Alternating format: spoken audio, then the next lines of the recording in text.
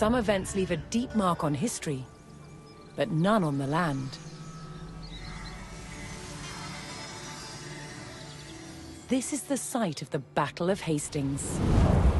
After almost 1,000 years, no traces of the bloody conflict can be seen. But here, the fate of England turned. It's where a king was killed, and his victor claimed the throne.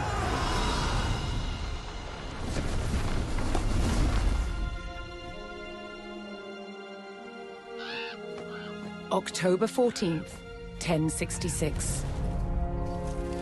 We know what happened here on this day, thanks to this. The Bayeux Tapestry. A carefully preserved, illustrated record of events. It shows the main players. Harold, the newly crowned Anglo-Saxon King of England, and his challenger, William, Duke of Normandy. William claimed the previous king had promised him the crown. So, he assembled an army and prepared to sail to England to fight King Harold for the throne. But a storm thwarted his plans. Meanwhile, Harold discovered that a Viking invasion had landed in the north. Another threat to his crown. So he raced to fight them. In France, William waited for the right conditions to sail across the Channel to England.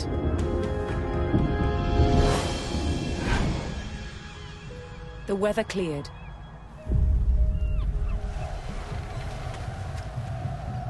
He seized his chance.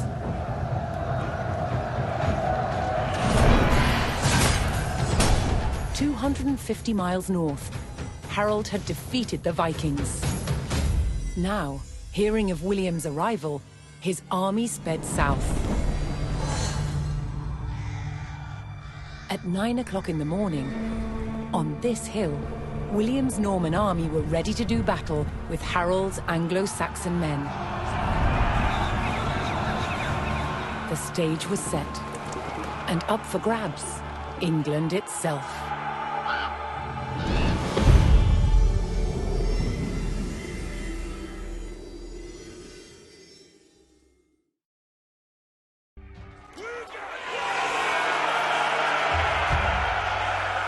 On October 14th, 1066, William of Normandy stood ready for battle at the base of a hill.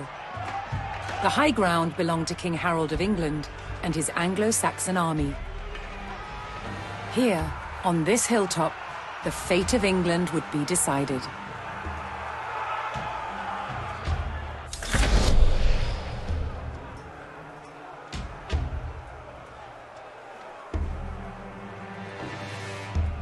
Podite, servientes!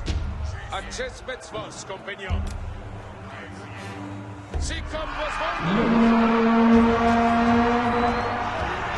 William's Norman army made the first charge, launching a direct assault on the shield wall.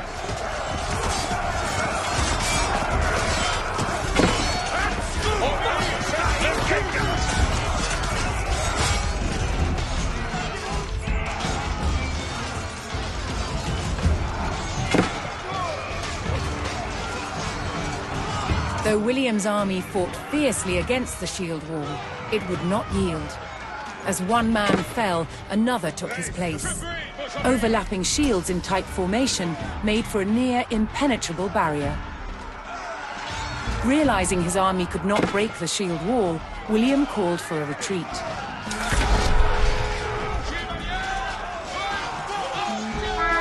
He aimed to lure the Anglo-Saxons into a false sense of victory, causing them to break formation. William's feigned retreat was working. The Anglo-Saxon army broke their shield wall formation, leaving gaps for William to make a move.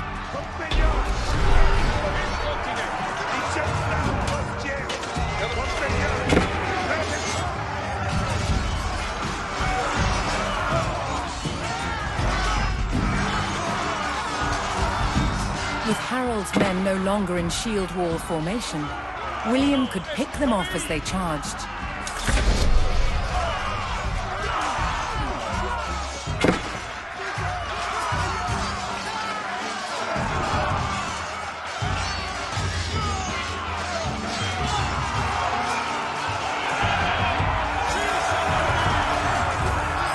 The Anglo-Saxons had deployed rows of spearmen to push back the invaders. But William had an answer. His sharp-eyed archers.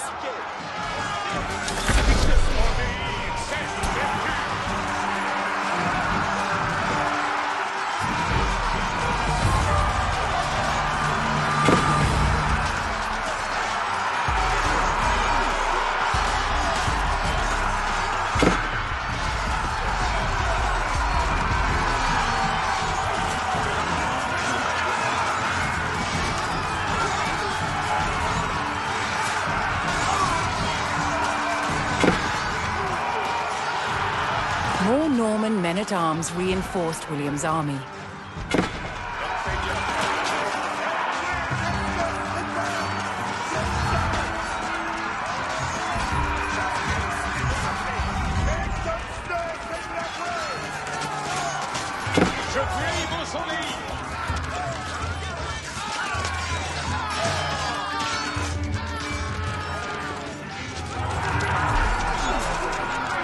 Anglo-Saxon archers joined the fray, and the Normans' deadly cavalry ready to charge.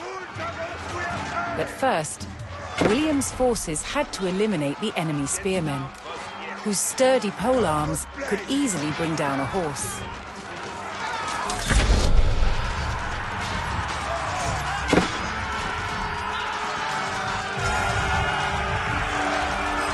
With the threat of spearmen cleared from the field, William's cavalry was free to charge at the Anglo-Saxon archers. The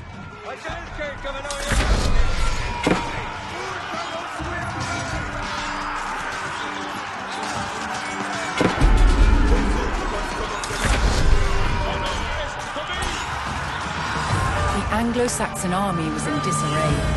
Their shield wall had been neutralized, and their numbers were dwindling. Now the only thing standing between William and victory was King Harold himself.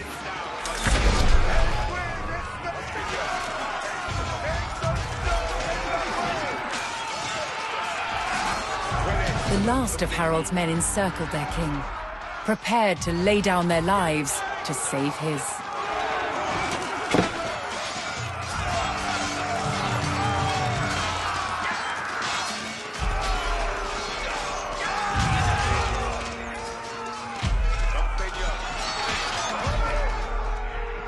More Norman cavalrymen took to the field. Additional Norman archers joined the battle.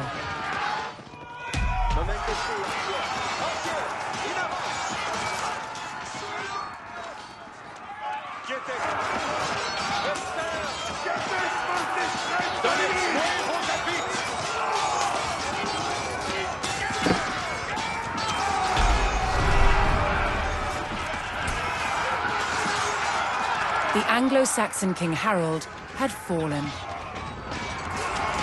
In the confusion, some loyal soldiers fought to the death, while others scattered in panic.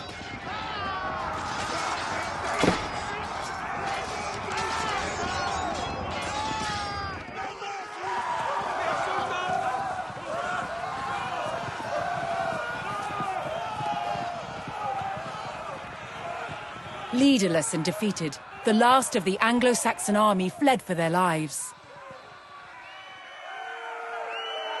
The Normans celebrated victory over the English king, but William's quest to rule England was just beginning.